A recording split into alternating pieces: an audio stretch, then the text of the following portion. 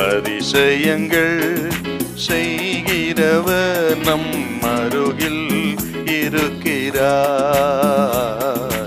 அற்புதங்கள் செய்கிறவர் என்றும் நமக்குள் வசிக்கிறார்.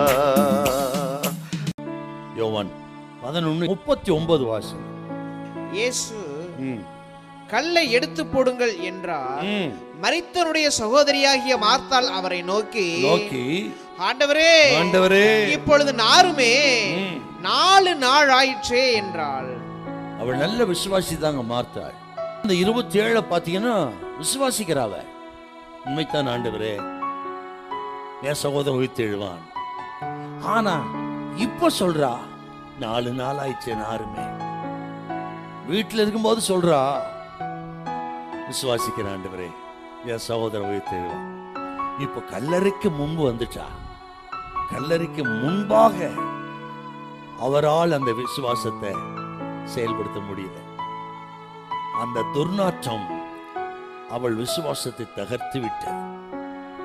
4 நாள் ஆயிடுச்சு ஆண்டவரே என்று அந்த துர்நாற்றம் அவள் விசுவாசத்தை தகர்த்து விட்டது. அநேக சந்தர்ப்பங்களிலே சில துர்ச்செய்திகள், சூழ்நிலைகள், மாறான சூழ்நிலை, எதிரான சூழ்நிலை நம்ம விசுவாசத்தை தகர்க்கும். அப்படிலாம் நடக்கும். வீட்டில் இருக்கும்போது விசுவாசிக்கிறா, அப்படியே கொஞ்சம் கொஞ்சமா கல்லறைக்கு வர வர கல்லறைக்கு முன்பாகவே வந்துட்டா. துர்நாற்றம் வருகிறது, விசுவாசம் தகர்ந்து போய்விட்டது. 4 நாளாச்சு ஆண்டவர். அப்பா சொல்றார், நீ விசுவாசித்தால் தேவ மகிமையை காண்பாய் அப்படி சொல்லி ஜெபம் பண்ணித்தா. லாசருவே வெளியே வா என்று சொல்ல மரித்தவன் உயிரோடு வந்தான். இப்போ ஒன்று கவனிக்கணும், நம்ம நீ விசுவாசித்தால் தேவ மகிமை காண்பாய். இவன் என்ன சொல்றான்? நீங்க காட்டுங்க, நான் விசுவாசிக்கிறேன். கர்த்தர் சொல்றார், நீ விசுவாசித்தால் நீ காண்பீங்க. ஒரு சின்ன ட்விஸ்ட் இருக்கு பாருங்க. நான் பார்த்தா தான் நம்புவேன். கர்த்தர் சொல்றார், நீ நம்பு பார்ப்பாய்.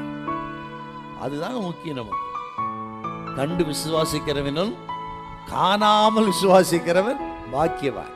அதனால தேவ பிள்ளைகளே, நீங்க முதல்ல விசுவாசிங்க, விசுவாசத்தோடு போங்க. கர்த்தர் அற்புதம் செய்யறாரா இல்லையா பாருங்க. 4 நாளானாலும் சரி, எந்த நிலைமையில் இருந்தாலும் அவனை உயிரோடு இருக்க. என்ன அர்த்தம்? எத்தனை நாள் பட்ட வியாதியா இருக்கட்டும், எத்தனை நாள் பட்ட பிரச்சனையா இருக்கட்டும், ஆண்டவருக்கு அதெல்லாம் நாளே கணக்கு கிடையாது, சூழ்நிலையும் கணக்கு கிடையாது. எதையும் எப்பொழுதும் செய்ய வல்ல.